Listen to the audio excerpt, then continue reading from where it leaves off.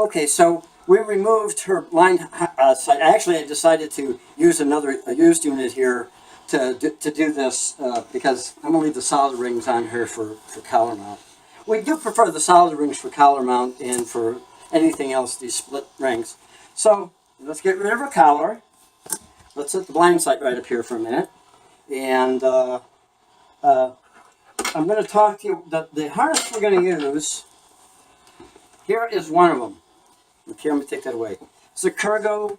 This is a retail package. This is just what you would buy at a high-end pet shop or online. This is a Kurgo True Fit smart harness. It is used by an awful lot of service dog schools. We've recently adopted it. And so it's going to be used on for the blind sight too. This harness has there's a few really great things about this harness. And I want to show you that first. Here's the keel strap. I'm going to attach the belly or chest straps, whichever you want to call them. I'm going to attach those just so I can show you the features of this harness. By the way, fitting this harness, we have to fit this harness to her.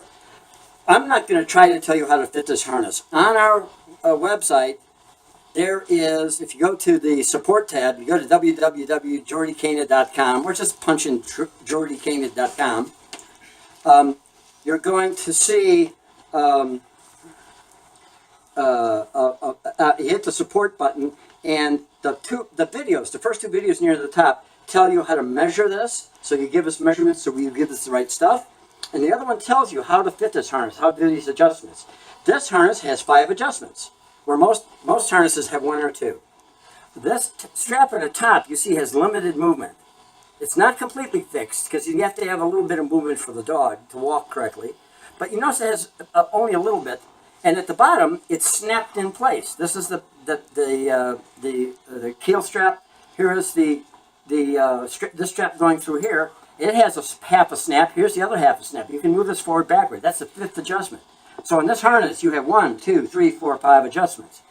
That means you can fit this on barrel-chested dogs with small bellies and short necks, like big bulldogs and stuff. You can fit this on pretty much anything, okay? Especially greyhounds, because they're so thick in the front and so skinny in the back, it can be hard to fit. This harness, the Kurgo True Fit Smart Harness, is really great. Like I said, this is exactly what it looks like. We fit this according to the instructions on the site. And that means the front here, it barely slides over her head, but it fits very comfortable on the neck. And this will because it's fixed top and bottom, this strap will stay on the top. So if we want them to have top mounted equipment or whatever, it'll stay there. All right? For the front mounted equipment, it's no big deal too. I'm going to show you exactly how we do this. All right? We're gonna mount we're gonna mount a harness mount of an S2. Now, this is a middle-sized unit. It's about 3 ounces. Let me get these other boxes out of the way. All right. Now, what we're going to do is right here on the other. This is the front of the harness. This is the belly. This is going down the chest. Okay. We call it a keel strap, but it's really a very nice piece of padded furniture here. It's really very nice indeed. We're going to take this, and I'm going to put onto here. There's some loops right here, either side of the Kurgo emblem. I'm going to mount this. I'm going to put these split rings through there. Now, I'm fairly practiced at this, so it doesn't take me too awfully long to do it. If you haven't done it before, it can be a bit of a problem, and you want to make sure that the ends of that strap don't cut of this stainless steel piece of wire here don't cut into the strap. So I got one on one side. I'm going to put the other one on. And like I said, there's really nothing to it. Don't worry about it. You put it up from the top and the bottom. Nothing special. Okay, now you got the 2 rings on the harness. All right? And they're going to sit right here at the top of her chest. So how do we put the unit on there if we want to harness mount the unit? Really, very easily. If I turn this towards you, and I'm going to come in close, okay, you'll notice that I have this wire here towards the inside, a wire here towards the outside. This one's pointing down, this one's pointing up. It doesn't matter which one's pointing up or down. It doesn't. What matters is which one is towards the Kurgo emblem. So I'll point the unit towards you. This is a used unit. In fact, it needs to be refurbished. It's got mud in it, but in the aperture.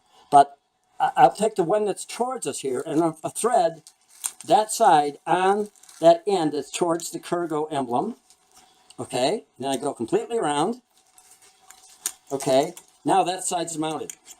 This side, you notice here, the inside one pointing down now is the one that's out towards the Kurgo emblem. So I'm going to thread that one through. Let's see if I can do this without hurting myself. Okay, so that's through. Let me wind it all the way around. Like I said, this is just like dealing with a keychain. It's no big deal.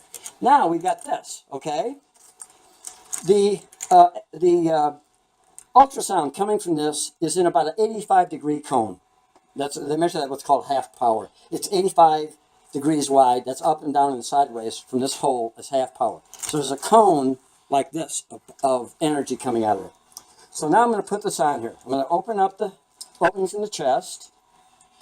Okay? I'm going to put this on you, honey. Miso's a very old girl. She's not really happy about being blind, but she doesn't like having her blind side off either, since she's become so dependent on it. So now, come here, baby, up. Here, come on. Okay. And help her up. There. You can see the unit hangs from the rings. And that means if she lifts her head, she puts her head down, she does anything else, this stays pretty much pointed at the horizon. That is the best case. Now, if you're worried about it hitting her chest, this piece here is very heavily padded. It's very sturdy and padded. This can bounce off here. It's not going to hurt her one bit. So now she's mounted on a harness. That was from neck to harness. I'll go back to neck. I would simply unwind this, take this off of here, put a harness through there and put it on. If I wanted the solid rings, then I'd have to take the clips off to mount the solid rings, because the only way to get them in here is to actually remove this in the case. That's very easily done. You need a Phillips screwdriver, and there's a special head in here. We provide there's a socket head screw. We provide a tool for that, and you just need a little a crescent wrench or adjustable spanner or something like that to remove these nuts. Now the nuts here are nylon filled, so they're not going to come loose by accident. They won't come loose till you take them off. You can, even on a collar, you could use the split rings. It's just that there's always a little danger they'll catch on something, they'll open up. We do give you spares in the kit. So basically, let me lift you up here, honey. I want you to stand right here. Yeah, you sit with your butt towards me. There you go. That's all there was to mounting this thing. So if you have one of our current Gooby harnesses or a Scott pad, and you want to move it, literally all you have to do, the easiest thing is move the rings over first, and then stick the unit on, and that's it. Okay? No real big deal to this. The actual instructions for adjusting the harness itself, that's on our website. It can also, I'm probably going to post the actual YouTube URL for that video. Kurgo has the video posted quite a few places. So you can, even if you're overseas and you forgot how to adjust this, you could do it. It's not a big deal. So there you go. We got a BlindSight S2 mounted here.